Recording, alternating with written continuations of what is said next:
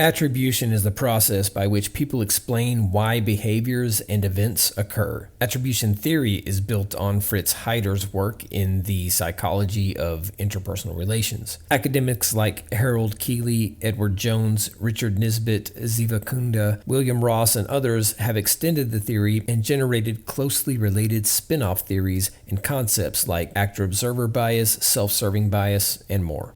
Attribution theory treats everyday people observers as naive psychologists who search for cause and impose meaning, usually with great confidence, on others' actions. When we say that people observers ascribe internal meaning or causes, which are called dispositional attributions, we mean that they explain behavior in terms of a person's traits, character, expertise, attitude, laziness, etc. When we say that they ascribe external meaning or causes, called situational attributions, we mean that they explain behavior in terms of external forces like time, pressure, task difficulty, ambiguous instructions, institutional roles, bad luck, etc.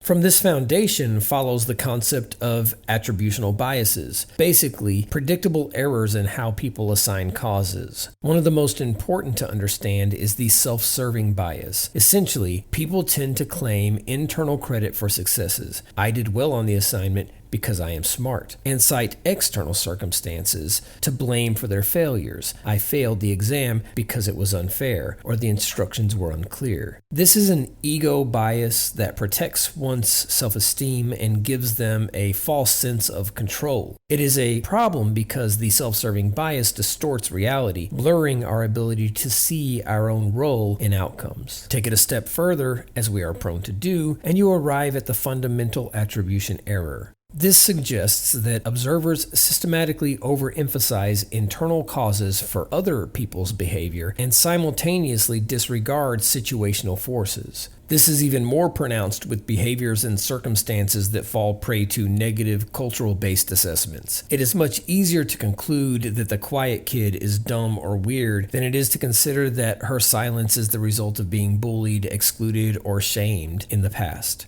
We assume that the person who fails to file their taxes for 5 years is lazy or shady because that's an easier answer than considering that they may have experienced waves of financial instability or massive life disruptions along the way. Criminals are criminals because they are bad people, we conclude, ignoring faults in the system that might compel people to behave in ways they otherwise would not have. This kind of blame the individual thinking leads to what some call the ultimate attribution error. With this concept, the same overemphasis on disposition is applied not only to individuals but to entire social groups. Negative behaviors by outgroup members, for example, members of a racial, ethnic, or religious group, are attributed to supposed group traits that are assumed to be stable. They are violent people. They are lazy people.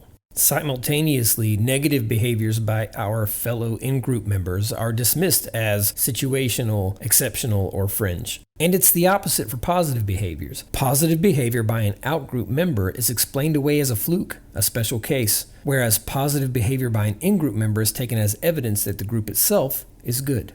Running through all of this is the broader cognitive tendency known as confirmation bias. This suggests that once we have adopted a belief about a person or a group, such as this student is irresponsible or that group is untrustworthy, we preferentially notice, remember, and seek out information that confirms those expectations, while simultaneously disregarding information that contradicts them. Confirmation bias shapes and amplifies attributions we make, stabilizing self-serving explanations, fundamental attribution errors, and ultimate attribution errors rather than allowing disconfirming situational evidence to correct them. And it goes both ways. Once we've determined that a particular individual or group is either good or bad, we will find reasons to continue to ascribe only those attributions to that person or group. So, internal attribution tracks how behavior, meaning, etc. are attributed to internal individual factors. External attribution tracks how behavior, meaning, etc. are attributed to external situational forces.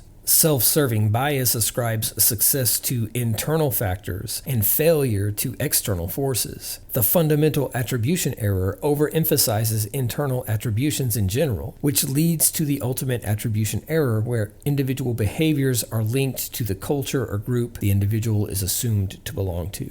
and confirmation bias reinforces all of it.